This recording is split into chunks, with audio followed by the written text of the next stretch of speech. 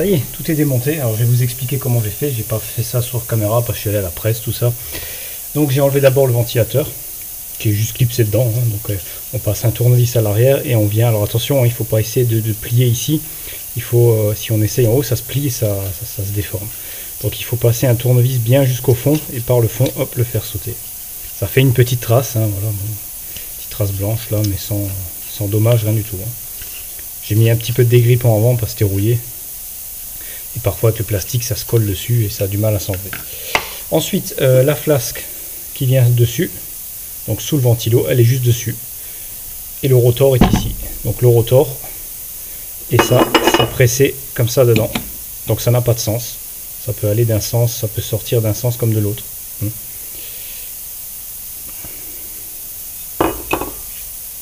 Donc il n'y a pas d'épaulement, d'arrêt. Ensuite on a le roulement ici, qui est un 6003, fabrication anglaise NSK. Il m'a l'air en super état. Il est même encore un peu pas tout facile quoi, il est bien comme quand ils sont neufs. Alors je sais pas si je vais le changer ou pas.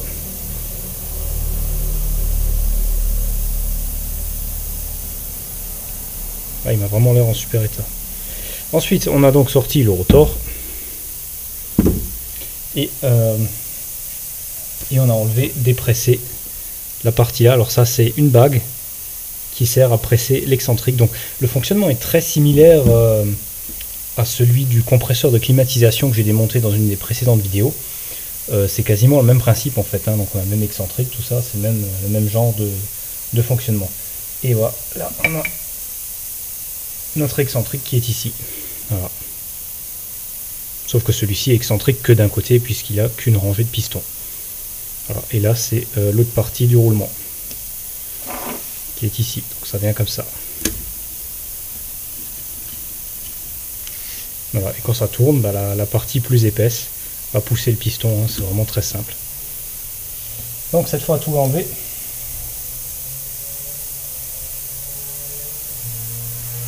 Du moins ici.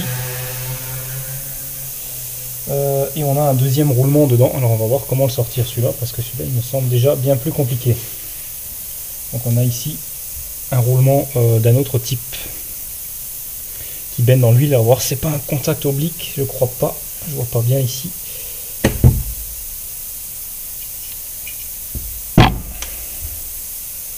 Et ici on a le bobinage qu'on voit. Alors ici, donc là on voit le roulement, mais c'est pas sûr qu'il va être aussi facile à sortir. Très propre à l'intérieur d'ailleurs. Ok, donc je vais voir pour sortir ce roulement et le joint spi, je vous reprends. Alors pour ça, ça n'a pas été compliqué. Ici on dévisse les 4 vis pour la flasque, on l'a fait sauter avec des tournevis de chaque côté sans endommager les vis ici, les parties taraudées. On le fait doucement sauter, enfin on appuie et ça sort du roulement assez facilement. Ensuite, celui-ci là, je l'ai sorti à la presse, mais franchement il n'était pas très dur. Ça aurait pu être sorti au maillet ou avec un chasse-goupille en laiton, léger en laiton. Tout simplement, j'ai reposé sur la partie externe du moteur, cette partie plate ici, par son bobinage bien sûr, et j'ai tapé et je l'ai pressé par ici, sur le dessus de la tige et ça sort tout seul. Voilà, donc très simple. Bon, alors après un certain temps à cogiter tout ça, il se trouve qu'il n'y a strictement aucune possibilité de sortir proprement le roulement à contact oblique. Alors c'est un super beau roulement à contact oblique en plus, et pas moyen de le sortir. Donc ultime possibilité, c'est presser sur le moyeu, ce qui a sorti tout ça, mais pas l'extérieur. Et du coup bien sûr il est foutu, puisque là les billes ont été forcées dehors, ce qui a marqué le chemin de roulement. Donc ça je m'y attendais en pressant ici. Puisque le joint spi se trouve à l'arrière, donc il n'y a aucune possibilité. Alors, pour vous montrer l'intérieur, voilà comment c'est fait. On a ici le joint spi qu'on peut voir et la cage du roulement, enfin la partie externe du roulement qui est toujours dedans, et on n'a strictement aucune possibilité de la sortir, donc il n'y a aucun accès par l'autre côté pour la taper ni quoi que ce soit. Donc Ça c'est vraiment mal foutu, hein. Donc ça montre bien déjà que c'est pas prévu pour être démonté et changé, hein. Donc durée de vie est prévue pour la durée du roulement, super. Bon. Et le joint spi, pareil, c'est une belle galère à le sortir parce qu'il n'y a aucun alésage dans l'aluminium est légèrement plus petit que ce que le joint spi, donc on peut pas le taper par l'autre côté. Là pareil, ça a été très mal étudié, enfin très mal ou exprès étudié de cette manière, et du coup je suis bloqué. Donc il va falloir trouver une solution pour sortir cette fameuse bague. Changer le roulement, bien sûr que j'ai pas en stock forcément, alors c'est un roulement facile à trouver, mais bien sûr je l'ai pas. Donc c'est un 7305B, donc roulement en contact oblique, forcément vu qu'il y a de l'effort axial, qui était en bon état. Il y a quelques petites marques sur les billes, sont un peu mates, mais non, franchement il était en super état. Et il va falloir maintenant trouver une solution. Donc laissez-moi réfléchir et je vous reprendrai quand c'est trouvé. Alors le joint spi est dehors. Donc finalement tout ça un peu pour rien parce qu'il était en très bon état. Mais bon, refaire pour refaire, autant tout refaire comme il faut. Et c'est réglé. Alors même un nouveau roulement en billes. Ça va très bien comme ça. Par contre, donc pour le sortir, assez simple, puisqu'on n'y accède pas par l'autre côté pour le pousser dehors, on crée un accès. Donc un accès comment? C'est-à-dire ici on peut voir il y a toujours une partie métallique dans le joint spi. On vient doucement la taper par le dessus, surtout sans toucher le pourtour, donc sans endommager l'alésage, donc il n'a pas une seule marque. Et on sentira à un moment où on arrive sur la partie métallique, avec j'ai un tournevis à frapper que j'utilise que pour ça, un truc de récup, hein. J'utilise que pour frapper. Donc je l'utilise de cette manière là. On va sentir, on va déjà pas se mettre à plat, sinon ça aura tendance à passer derrière. On va se mettre légèrement en biais et appuyer sur le bout ici, jusqu'à sentir le plat, et là après on se met à la perpendiculaire. Ça va l'appuyer, l'écraser, et puis on se met légèrement en biais. Ça va ramener la partie métallique vers le milieu.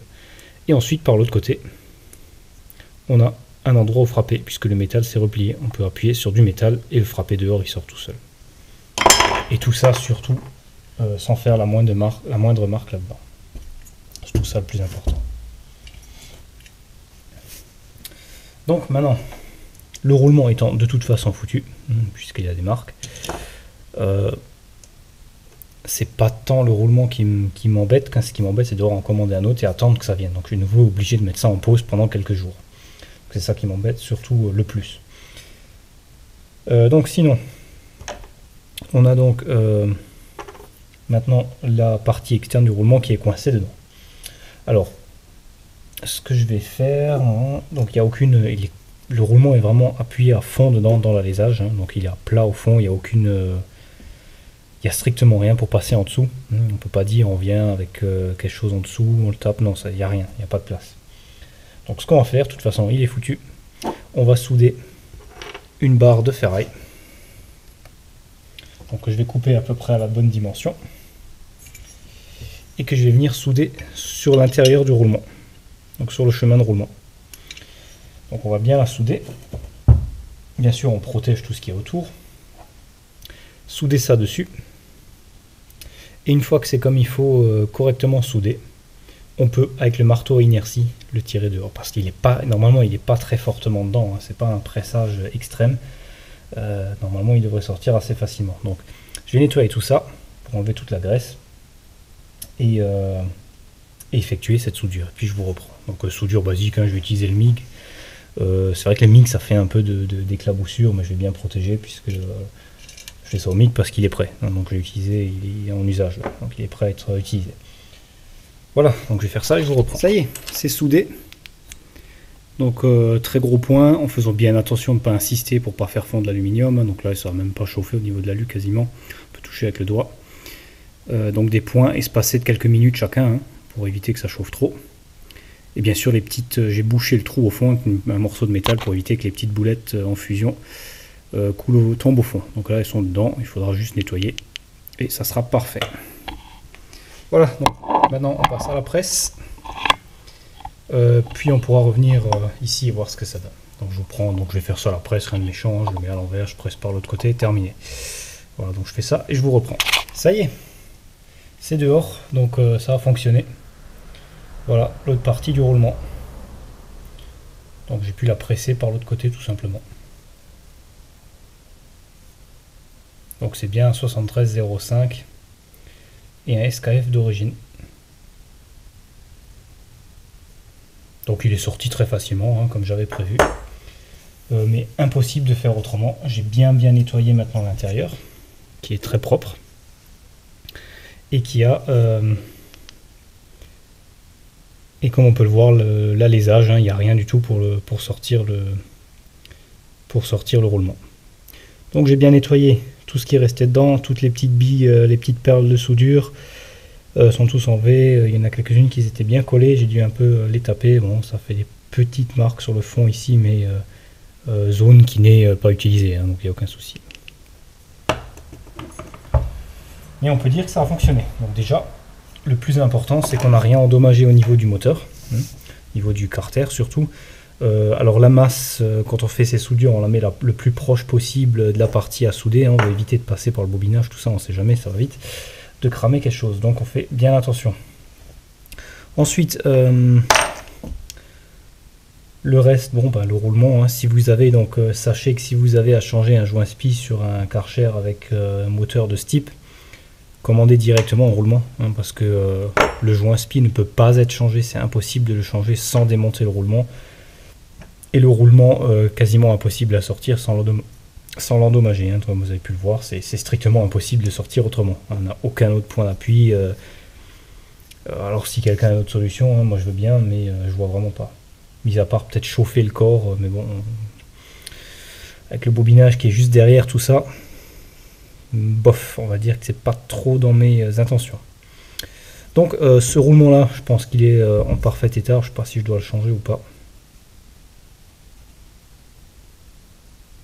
Alors je pense que je vais le changer parce que j'en ai en stock en plus. Donc j'en ai des SKF tout neufs provenant d'anciens stocks, donc peut-être que je vais le changer si déjà j'y suis. Hein. Voilà, donc globalement cette fois on y est. Le démontage est terminé. Donc maintenant plus d'accro possible pour le démontage. Donc c'est toujours pareil, je craignais un peu cette partie là, effectivement. Ça n'a pas été aussi ça n'a pas été comme prévu. Donc ça a endommagé un roulement à contact oblique d'origine. Bon, reste à en commander un. Je vais utiliser, je vais prendre le même SKF. J'ai vu des SKF, ça coûte une quinzaine d'euros. Donc je préfère aller en SKF, hein, bien sûr, ou en autre marque, mais pas en générique. Hein.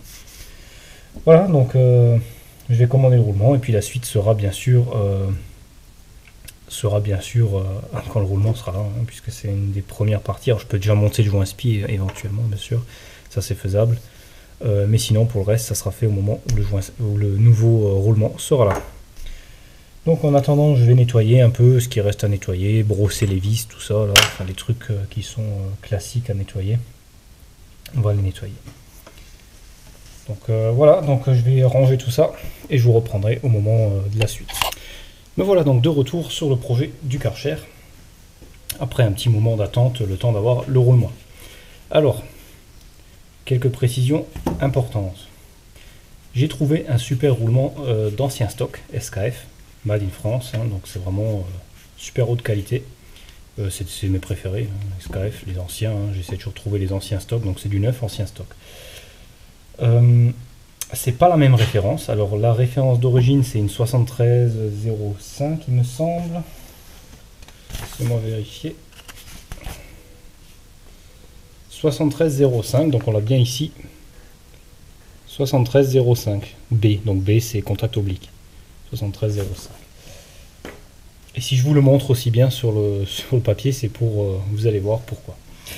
Donc j'ai pris, c'est les mêmes dimensions que le 7305, c'est un 431-702A, donc très ancien modèle, on trouve plus d'ailleurs, et qui a une très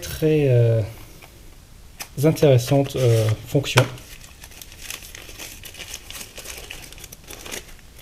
Donc voilà, contact oblique, hein, du même type. mais qui a la particularité d'être démontable en 3 parties. Donc les billes sont dans une cage acier, elles ne peuvent pas sortir. On a la partie interne, avec la graisse d'origine. Donc pas de point de rouille, hein, c'est vraiment super, c'est de l'ancien stock. Et on a tout ça en 2 parties. Donc ça c'est génial, on peut presser la bague et le jour où on doit changer de joint spi, hop, on sort ça comme ça, sans l'endommager. C'est vraiment un super système.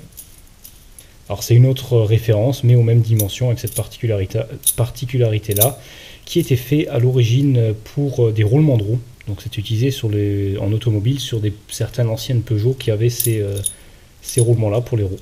Donc ça tient des efforts vraiment très très importants, axial et radial, il n'y a aucun souci. Hein. Donc il est possible que l'angle de contact n'est pas le même, hein, donc du contact oblique, vu que c'est un contact oblique, mais peu importe. Je pense que c'est le même, j'ai pas trouvé les caractéristiques, mais je pense que c'est le même angle. Mais de toute façon, peu importe, dans tous les cas, ça sera bon.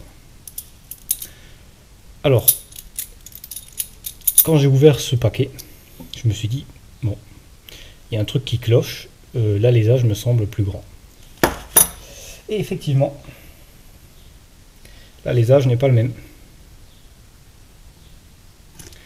Et donc là, on est nouveau bloqué. Alors, va falloir être malin. Enfin, malin. Il va falloir faire quelque chose, je veux dire, surtout. Qu'est-ce qui s'est passé? Alors, ce qui s'est passé, c'est pas que cette référence n'est pas bonne, au contraire, hein, c'est bien du 73,05, c'est la même d'ailleurs. D'ailleurs, c'est intéressant, ici on voit bien 73,05, c'est même écrit dessus ici. Donc il y a la référence 431,702 et la référence 73,05 qui est notée là, donc c'est bien du 73,05, ça c'est pas le souci. Donc il est en 2 parties et ça c'est la référence de la coupelle, je pense. Donc c'est vendu à part comme les roulements, comme les roulements coniques, donc à galet conique. Donc c'est le même principe. C'est démontable. Donc là c'est bien écrit, j'avais pas vu 73,05 A2. Oups. Donc c'est bien du 73,05. Celui-ci ne fait pas 25 mm comme le fait un 73,05 hein, classique. Mais il fait 20 mm, celui-ci fait bien 25 et il a les mêmes dimensions qu'un 73,05 classique. Sauf que celui-ci est à 20 mm au diamètre intérieur. Alors je me suis dit, bon, qu'est-ce qu'il y a, qu'est-ce qui n'est pas normal, parce que sur la nomenclature ici, on a bien 73,05B, donc qui est bien le standard. Sur la bague arrière que j'ai démontée, il y a bien écrit 73,05, mais une petite particularité, on a 73,05/20. Donc j'avais pas porté attention à ça, et ce /20 indique tout simplement une modification de l'alésage qui n'est pas au standard de 25 mais à 20 mm sous la même référence. Donc là vraiment je pensais pas qu'on avait plusieurs références avec des diamètres différents. Donc là c'est vraiment n'importe quoi. Donc en général on a une autre référence et là on a la même référence. Voilà. 73,05/20 BEP. Et voilà notre problème.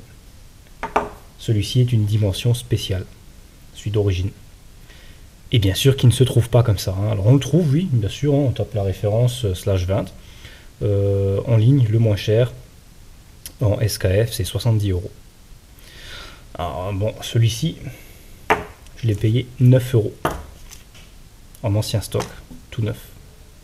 Alors bon, 9 €, je dis vas-y, on y va, hein, je prends ça, c'est sûr. C'est nickel, cage en acier et tout, c'est le top. Ancien stock en plus, que demander de plus. Sauf que bien sûr, c'est pas le bon alésage et on ne trouve pas avec le bon alésage. Donc il va falloir maintenant trouver une autre solution. Donc plusieurs solutions sont possibles.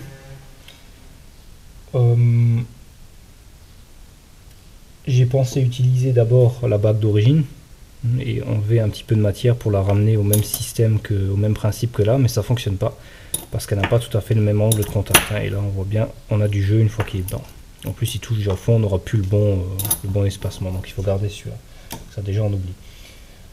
Donc reste la deuxième solution, qui sera de voir avec la partie là. Donc tout simplement le roulement prend sur la partie là, donc ça s'enlève, hein. Ça c'est juste une bague pressée dedans, c'est juste un ajusteur on va dire qui modifie le diamètre pour l'excentrer. Donc moi ce que je vais faire, je vais utiliser une bague, donc on va usiner une bague que je vais venir presser ici. Donc elle sera pressée dans l'axe et elle servira tout simplement à maintenir le roulement.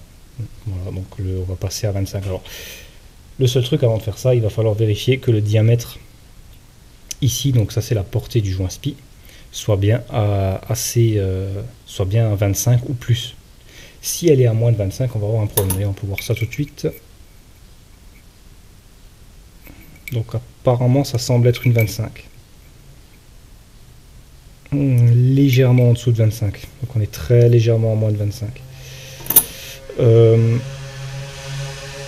Ça devrait pas trop poser problème puisque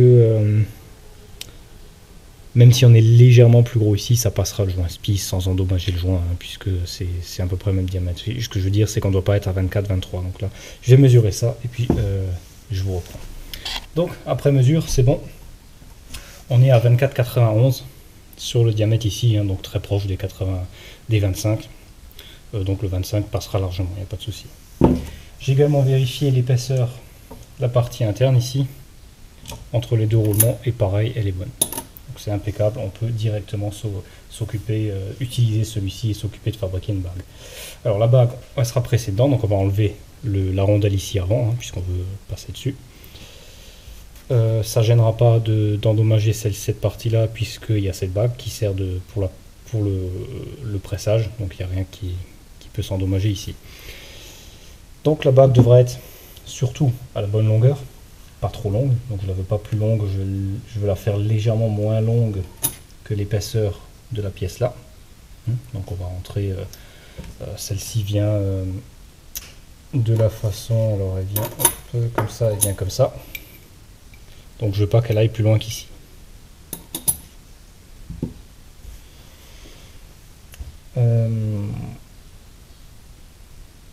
Et l'autre partie, voilà, vient devant, donc normalement c'est bon. Donc il faut encore que j'étudie ça un peu, mais normalement, tac tac, ça vient là, hop. Alors il y a un petit souci peut-être à voir. Alors on a un autre problème par contre, c'est qu'on n'aura plus d'épaulement pour venir contre. Celui-ci venait contre l'épaulement du fond. Ce qui ne sera plus le cas. Donc il faudra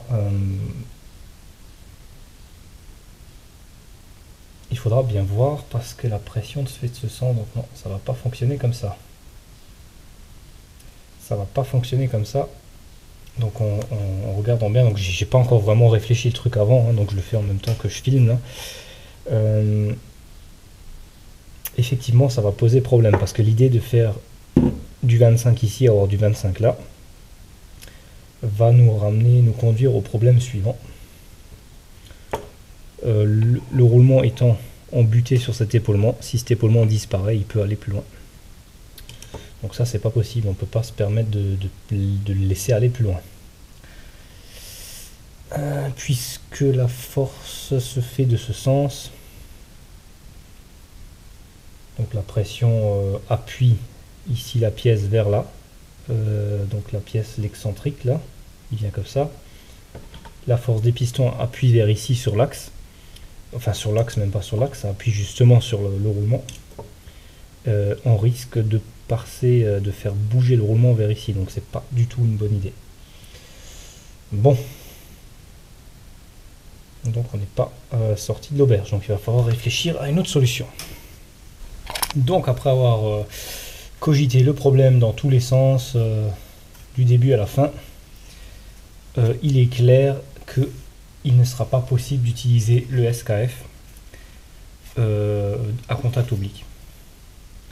Donc avec le trou trop grand, l'alésage trop grand, c'est totalement impossible, puisque 25 mm, on n'aura aucun épaulement et le roulement pourra glisser plus loin sur la partie où il y a le joint, tout simplement. Et vu que le joint est légèrement et à 25 mm, un tout petit peu moins, donc le roulement rentre, glisse facilement dedans à la main, hein, donc, avec un léger jeu même. Et donc on n'aura aucun maintien là-dessus. Donc plus d'épaulement si je mets le roulement à 25 avec une bague. Donc c'est juste pas possible. On peut pas faire une bague avec collerette puisque sinon c'est trop épais. Donc on va prendre depuis à la bonne distance pour les pistons. Donc ça marche pas non plus. Et je ne peux pas non plus réaliser pour mettre un autre type de joint ici. Ça va pas non plus. Sinon on aurait pu à la limite remettre une bague par-dessus ici, mais elle serait beaucoup trop fine. Donc à moins de mettre vraiment beaucoup plus gros. Mais là ça devient vraiment compliqué puisqu'on n'a qu'un tout petit épaulement à l'arrière ici, trop faible pour vraiment tenir ce qu'il faut. Donc là c'est vraiment impossible de faire quelque chose de propre avec le roulement 73-05. Donc moralité de l'histoire, toujours bien lire sa référence et surtout, chose que j'aurais dû faire, prendre les mesures. Mesurer les diamètres, donc diamètre extérieur, diamètre intérieur et épaisseur. Pour un roulement c'est ce qu'il faut. Mais bon, comme il y avait la référence, classique, 73-05, pour moi c'était clair. Et finalement non, donc je comprends pas pourquoi utiliser cette référence avec du 20, pourquoi pas avoir fait une autre référence directement puisque ça se suit. Mais bon, là c'est cas spécial et de toute façon, peu importe, j'aurais de toute façon pas acheté la version 20 mm puisque c'est 70 € pour le roulement là, alors que la dimension standard avec 25 au lieu de 20 au milieu, je l'ai payé 9 €, mais on le trouve en version 9, donc pas de l'ancien stock, mais version actuelle, on le trouve déjà à 20 €. Donc ça justifie, donc vous payez simplement 50 € de plus juste parce que le diamètre du milieu est plus petit. Voilà, donc ça me... on peut dire que ça me... Voilà, je suis pas trop motivé pour mettre 70 € d'un roulement juste à cause de ça. Donc j'avais acheté celui-ci, qui était à 9 €, tout content, puisqu'en plus il se démonte en deux parties. Bon, c'est pas grave, ils sont pas perdus, ça rentre dans le stock, c'est de la super qualité, et c'est tout neuf. Donc ça rentre dans mon stock de roulement. Donc, puisque c'est totalement impossible, j'ai beau retourner dans tous les sens, il n'y a vraiment aucune possibilité. Donc, comme dit, j'ai pas envie de mettre 70 € dans le roulement, et j'ai donc choisi une autre solution. J'ai ici un roulement à galet conique cette fois, et non pas un roulement à billes. Là par contre, ça va être faisable.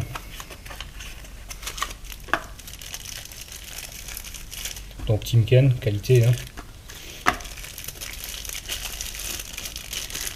Timken qui est vraiment le spécialiste du roulement à galet conique. Donc voilà le type de roulement que je vais installer. Donc petit roulement à galet conique, roulement conique standard, donc avec cuvette séparée. Alors la cuvette, le diamètre le plus petit est parfait parce qu'il est légèrement plus grand que le diamètre du joint SPI. On peut voir l'ancien joint ici, ça passe dedans sans problème. Donc lorsqu'on enlève le roulement, la cuvette reste en place et on peut, si besoin, changer le joint SPI sans avoir à casser et sortir le roulement en le cassant comme c'était d'origine. Ensuite, deuxième chose, vous remarquez bien sûr qu'il est beaucoup plus petit en diamètre, donc c'est un 47. Alors c'est le diamètre le plus proche que j'ai trouvé, puisque j'ai pas trouvé d'épaisseur 17, puisque l'ancien est en épaisseur 17 mm, donc j'ai pris du 15. 15 c'est standard, 17 j'ai rien trouvé du tout. Dans un diamètre qui colle avec 20 au milieu bien sûr, cette fois, donc ça c'était le diamètre primordial, c'était le milieu. Je voulais absolument 20 ici, donc là j'ai 20 au milieu. Et donc ce qui collait le plus c'était celui-ci, 20 au milieu, 15 d'épaisseur, 47 en diamètre extérieur. Donc il est moins épais que l'autre, suffisamment moins pour faire une bague facilement, donc une bague de 2 mm c'est facile à faire. Il y avait du version épaisseur 16,80 ou 16 et quelques, ça m'aurait fait une bague de 0,2 mm, là par contre c'est beaucoup plus chiant, donc c'est pas top. Donc je suis allé sur cette épaisseur là, 15 c'est pas mal, on peut faire une bague de 2 mm. Ensuite pour l'extérieur pareil, je suis relativement loin du diamètre, donc le diamètre extérieur est de 62 à l'origine, et là je suis à 47. Donc je peux faire une bague avec une bonne épaisseur sur le pourtour. Donc elle sera vraiment bien épaisse et donc facile, beaucoup plus facile à faire, et elle se déformera moins au pressage.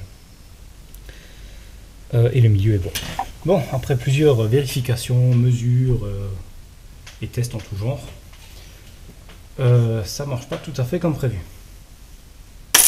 Donc mon idée était, comme je l'ai montré, de mettre le roulement conique ici.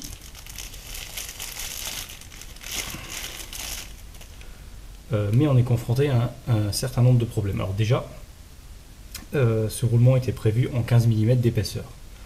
Cela dit, un 3204, qui est la référence du roulement, ne fait pas 15 mm, mais 15,4 mm environ si je le mesure sur le marbre, une fois complètement fermé. Déjà, ça me réduit nouveau l'épaisseur. L'épaisseur possible sur le dessous de ma bague. Alors, le but était d'usiner une bague de ce type là. Donc à l'origine j'avais prévu de faire une bague, donc c'est une vue de coupe. Dans le creux ici vient se placer le nouveau roulement, diamètre extérieur et épaisseur de l'ancien roulement, plus un petit épaulement ici pour être comme il faut adapté dans l'alésage. Le problème c'est que on réduit ici, donc ici l'épaisseur de là à là serait de 2 mm. À l'origine, c'est ce que j'avais prévu puisqu'il était censé faire 15 et l'ancien roulement fait 17. Donc ça me laisse 2 mm d'épaisseur ici. Là on est plus qu'à 1,6 mm puisqu'il fait 15,4 d'épaisseur. Donc ça commence vraiment à faire limite, hein. Donc là 1,6 d'épaisseur. Alors limite pourquoi? Je vais vous montrer ça. Tout simplement parce que l'intérieur du moteur, ça,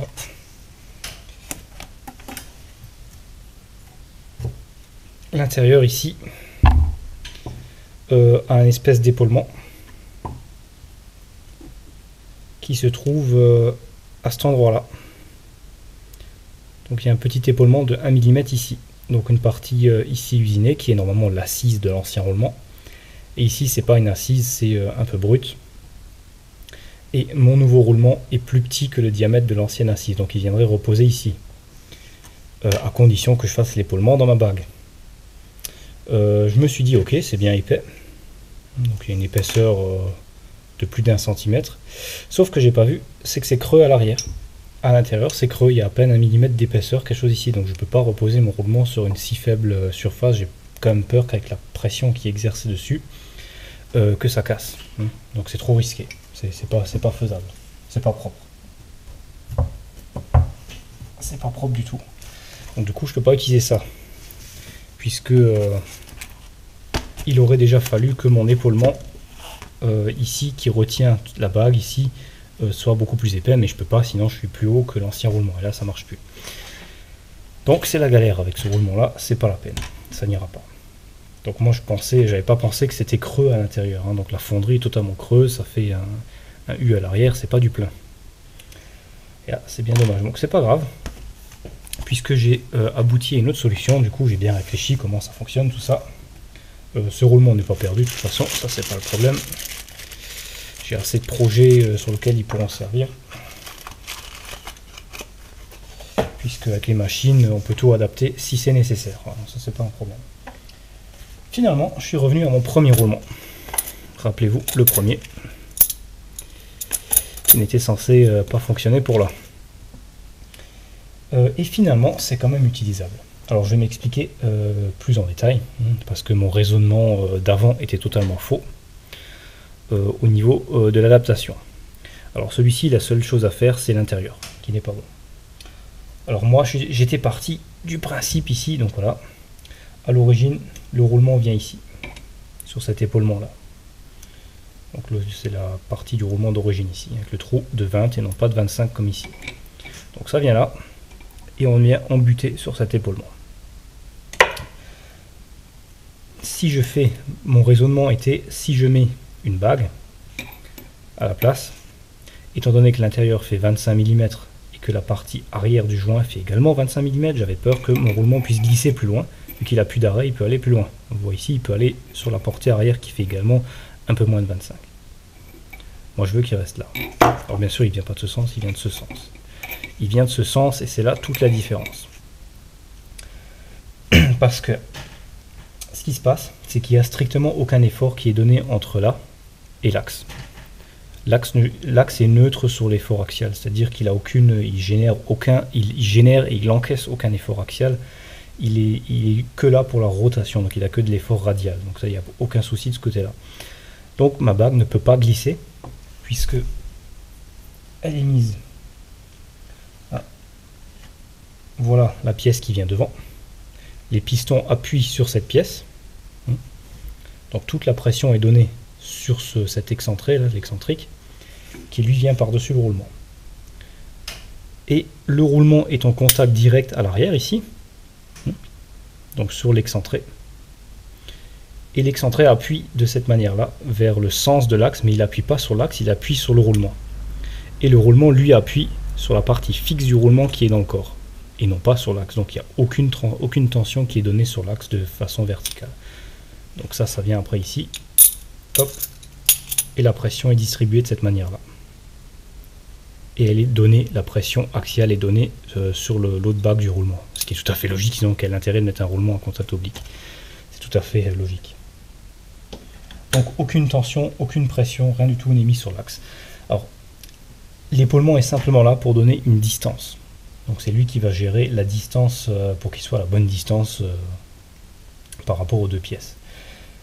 Il y a tellement peu d'effort axial que même à l'arrière ici, donc ça c'est la partie arrière du moteur, le roulement est juste glissé dedans sans aucun épaulement, il est libre dedans en quelque sorte.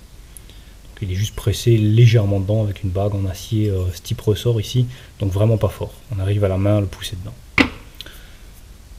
Donc ce qui nous montre bien qu'il n'y a aucun effort de ce sens sur l'axe en lui-même, sur le rotor du moteur ici. Donc on peut largement le mettre, et on peut aussi voir qu'il n'y a aucun effort sur le sens axial, puisque autant il y a une butée ici, il ne peut pas rentrer comme ça, autant il n'y a rien de l'autre côté, il pourrait très bien sortir, ce qui n'arrive pas puisque c'est pressé dedans, c'est largement suffisant comme il n'y a pas d'effort axial finalement. Donc on peut tout simplement faire une bague qui va rentrer là-dedans et réduire son diamètre, donc qui va passer de 25 à 20 mm. Alors la bague sera pressée et collée au loctite scellement définitif dans ce roulement. Donc je vais la presser dedans en premier, et voilà, notre roulement sera transformé avec un alésage de 20. Et ensuite seulement on le pressera là-dedans de façon normale, comme si c'était un roulement du même type que celui-ci. Voilà, donc on va procéder à ça. La seule différence, il faudra faire attention lors du pressage de bien presser sur la partie du milieu. Voilà, c'est tout pour arriver en butée ici, ce qui donnera la bonne dimension. C'est vraiment pas plus compliqué que ça. Et on aura ainsi un système avec roulement comme d'origine et sans aucun problème de glissement. Il ne pourra pas glisser vu qu'il n'y a pas d'effort axial. Il faudrait déjà un effort tellement important que il faudrait, c'est impossible puisqu'il n'y a jamais d'effort sur l'axe. Il ne peut pas y avoir d'effort sur l'axe. Pour qu'il sorte vers ici, il faudrait que l'axe soit poussé de l'arrière et qu'il soit poussé dedans, ce qui est totalement impossible, vu qu'il n'y a aucun effort de ce côté-là. L'effort se fait de toute façon de l'autre sens. Donc c'est des trucs qu'il faut bien réfléchir avant de commencer. Et là on peut voir, je me suis un peu fait avoir, puisque j'ai commandé des roulements pour rien. Je m'en tire toujours pour pas très cher, nettement moins cher que de prendre le roulement d'origine, puisque ça m'est revenu celui-ci à 9 €. Je m'en tire pour moins de 25 € tout compris, avec 3 roulements en rab. Donc les autres roulements coniques que j'ai pris en plus, ils sont en rab. Et donc on va utiliser celui-ci. Voilà, donc on va pouvoir commencer à faire la bague. Alors il faut faire attention, c'est des choses qu'il faut voir avant, mais tout dépend le temps qu'on passe dessus. Là j'ai fait ça un peu à la va-vite, enfin entre guillemets à la va-vite, parce que c'est entre deux projets, c'est entre le projet du four en même temps, là, donc ça sèche, tant que j'ai fait les peintures, tout ça, je fais ça en même temps. Donc je fais ça un peu rapidement entre. Voilà. Donc on va utiliser un brut d'acier et on va faire une simple bague. Donc j'ai mon brut d'acier ici qui va servir à la réalisation de ma bague. Donc il est juste bien, il est un peu plus petit que, il est un peu plus grand que 25 ici. Donc pas trop, ça, il n'y a pas trop de matière à enlever, et il est bien long, ce qui permet de faire toute l'opération en une fois. C'est-à-dire qu'on pourra prendre dans le mandrin ici et travailler sur la pièce là, la tronçonner sur place et avoir tout fait en une opération pour quelque chose de parfaitement concentrique. Donc l'axe n'est pas tout à fait à 20, il est légèrement plus petit.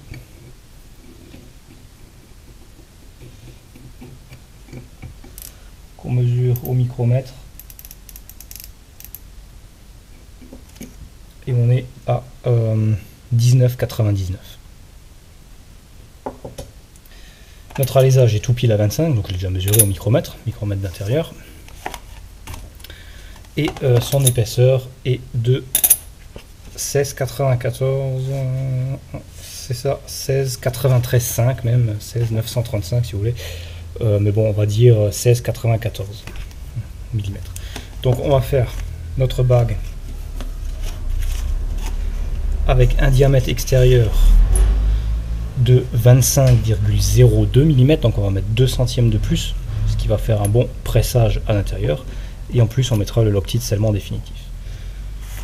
Ensuite, l'intérieur on va le faire à 20, puisque je veux garder un certain ajustement à la presse là-dedans, donc on va le mettre à 20, légèrement au-dessus de 20, puisqu'il va réduire légèrement le pressant dedans, on va le mettre légèrement plus grand. Et on se retrouvera à peu près à 20, voire 19,99, ce qui est à peu près la même taille que l'axe ici, pour passer dedans, comme c'est à l'origine avec un roulement de 20. Voilà.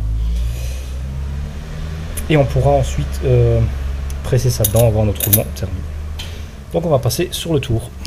Alors première opération, on va simplement faire notre trou de centrage. Alors on le fait en première, on a donc mis notre brut, on laisse dépasser suffisamment pour l'opération, toutes les opérations, y compris le tronçonnage qui est très important, à laisser pas mal de place. Donc on ne dépasse pas trop, hein, bien sûr, donc là c'est bon, bien serré. Et on va faire le centrage en premier, ce qui évitera que, alors quand c'est possible, le faire en premier, ça évite tout simplement que l'outil, quand on fait le surfaçage, que l'outil, comment dire, talonne entre guillemets au centre, parce que le centre c'est une vitesse de coupe qui devient très faible. Et l'outil n'aime pas trop, hein, c'est plus de l'arrachement au milieu que le reste. Donc si on peut faire le centrage avant, on le fait avant. C'est à condition d'y penser, bien sûr.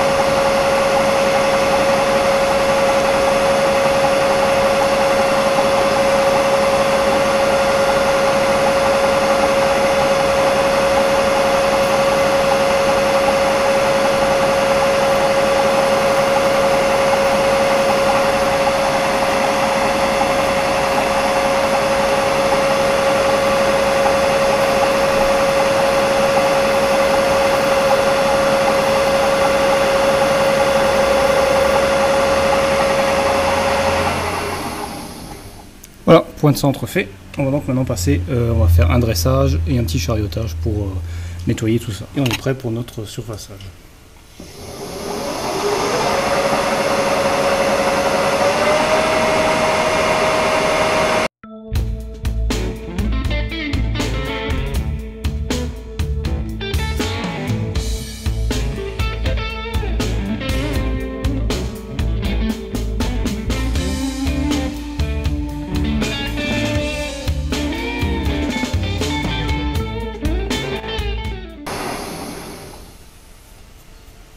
Voilà une première passe.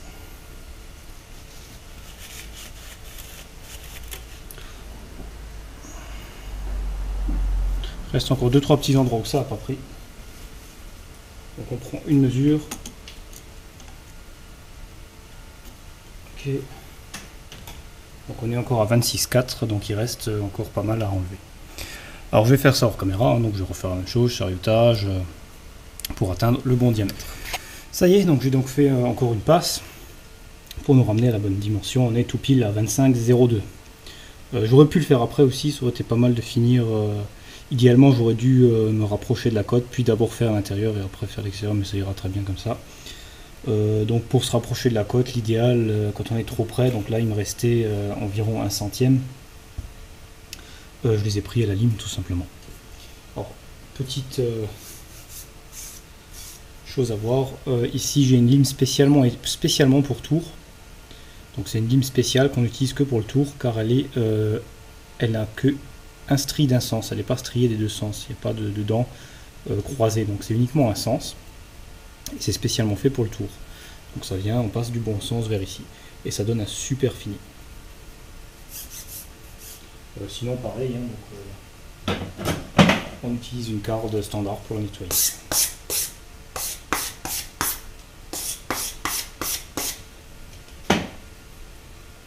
Donc très pratique. Voilà, on va donc passer maintenant au perçage. Donc je vais préparer les forêts et on va percer tout ça. Donc dernier perçage, j'ai déjà fait des pré-perçages et là on passe au 18 mm qui sera notre diamètre final avant d'utiliser la petite barre à léser.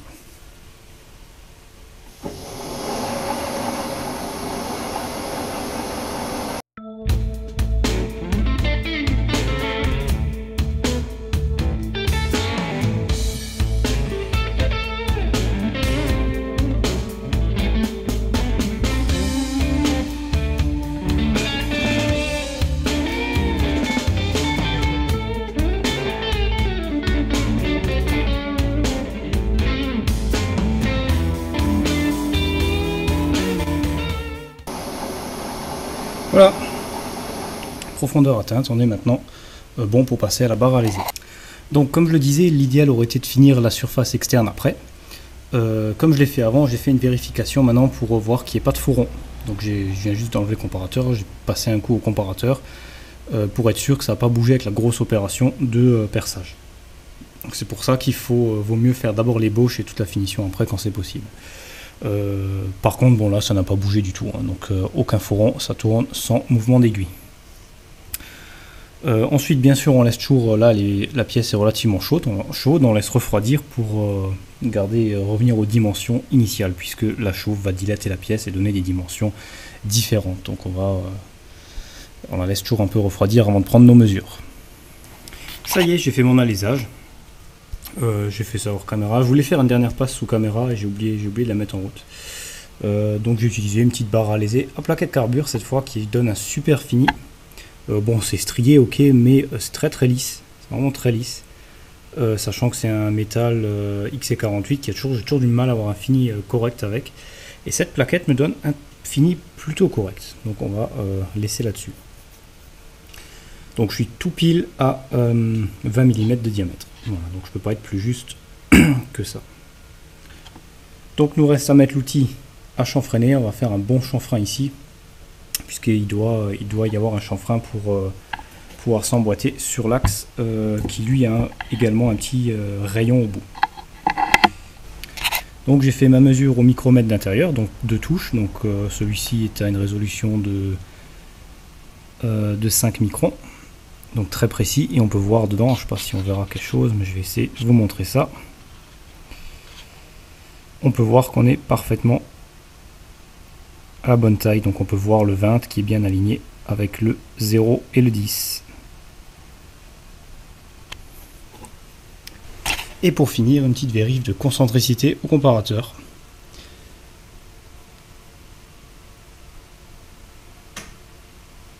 Donc c'est parfait, l'aiguille reste parfaitement à 0, quelques petites vibrations dues à l'état de surface qui est tout à fait normal, mais ça reste fixe, donc sur un tour.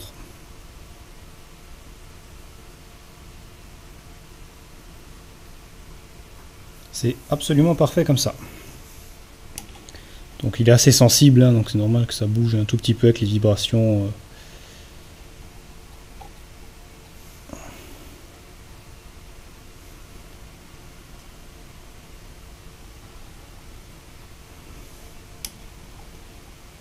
Placer de l'autre sens, donc le milieu est bien concentrique et maintenant on va vérifier tout simplement que ça n'a pas bougé au niveau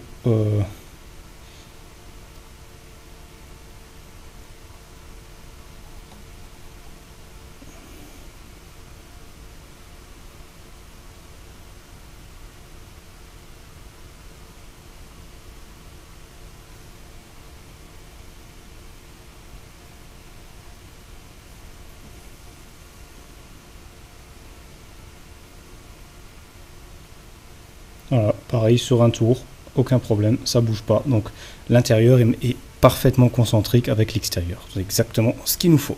Donc très important, d'où l'intérêt d'utiliser une pièce plus longue et d'essayer de faire au maximum tout ça en une fois. Alors pour le chanfrein, j'aime utiliser mon petit outil à plaquette carbure brasée à 45 degrés, plaquette carrée, ce qui permet d'utiliser tous les angles. Donc là en une fois je peux faire l'intérieur et l'extérieur. Donc on va chanfreiner ça.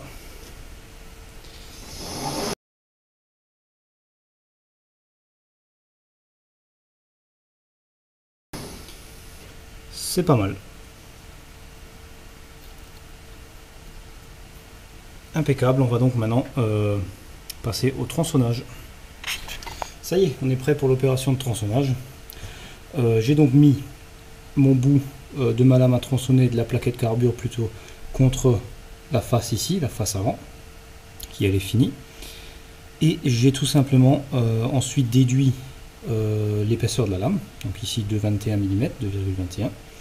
Je me suis donc déplacé de 2,21 vers le mandrin, ce qui m'a ramené l'autre côté de la lame avec à ras, avec la pièce ici. Je suis ainsi à 0, parfaitement à 0 avec ma face. Et ensuite je suis venu de la dimension que je veux couper avec un très léger plus. Donc là j'ai mis 1 centième en plus, on verra ce que ça donne. Voilà, on est donc prêt pour l'opération de tronçonnage. Donc ne pas oublier de tout bien serrer, tout doit être très rigide, de très bien régler la hauteur de pointe, donc de l'outil hein, pour être au centre, de bien aligner son porte-outil pour qu'il soit parfaitement perpendiculaire à la pièce. J'ai donc ensuite mis en contact le côté ici, donc plus proche du mandrin, de la plaquette carbure avec la face avant, donc juste ramené en contact. J'ai mis à 0, je me suis déplacé de l'épaisseur de la plaquette carbure qui est de 2,21 mm, et ainsi j'ai le côté opposé ici, le côté de ce côté qui est à ras avec la face avant. Et ainsi je peux me déplacer de ma distance que je veux couper ici, donc 16,94, et je laisse 1 centième de plus. Et on est parfaitement ici où il y a la petite marque que j'ai déjà faite. Voilà, tout est prêt pour le tronçonnage. On va donc faire tronçonner la pièce.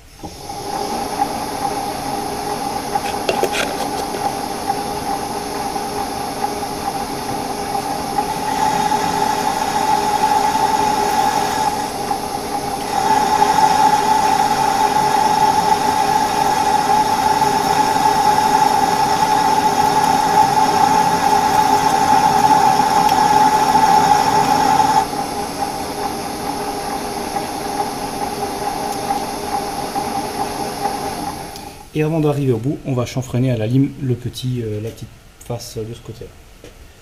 Donc on utilise aussi une lime pour tour de ce type-là, donc sans manche, spécialement fait pour le tour.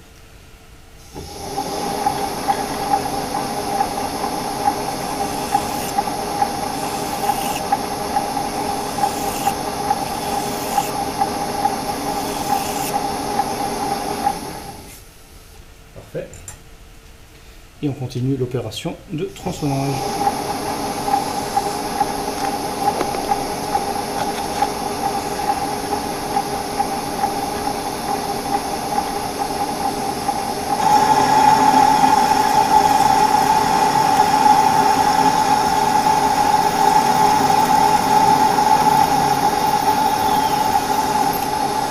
Et voilà.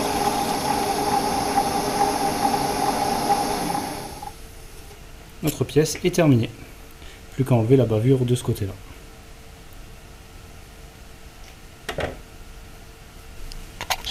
Voilà notre bague nettoyée, donc propre. Le côté chanfrein qui viendra en dessous ici. Et c'est parfaitement aux bonnes dimensions. Donc sur la longueur,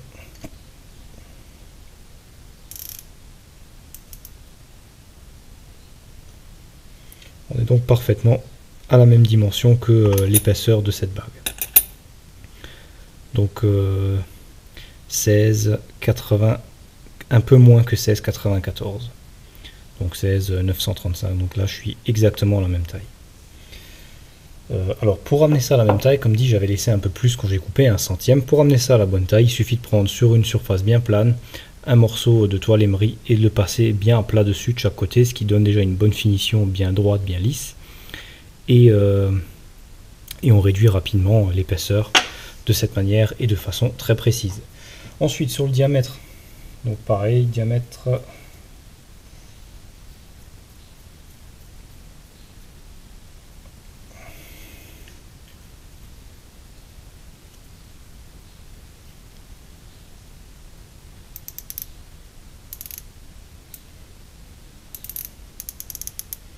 exactement comme prévu, 25,02 mm. Donc 2 centièmes de serrage pour l'ajustement à la presse. Et l'intérieur, comme je vous ai déjà montré, c'est parfaitement à 20 mm. Donc on va presser ça dans cette bague, de ce sens-là. Donc chanfrein vers le bas, puisque c'est pour l'axe, et partie plane vers le haut. Donc on va mettre du produit, scellement définitif, et on va presser ça dedans.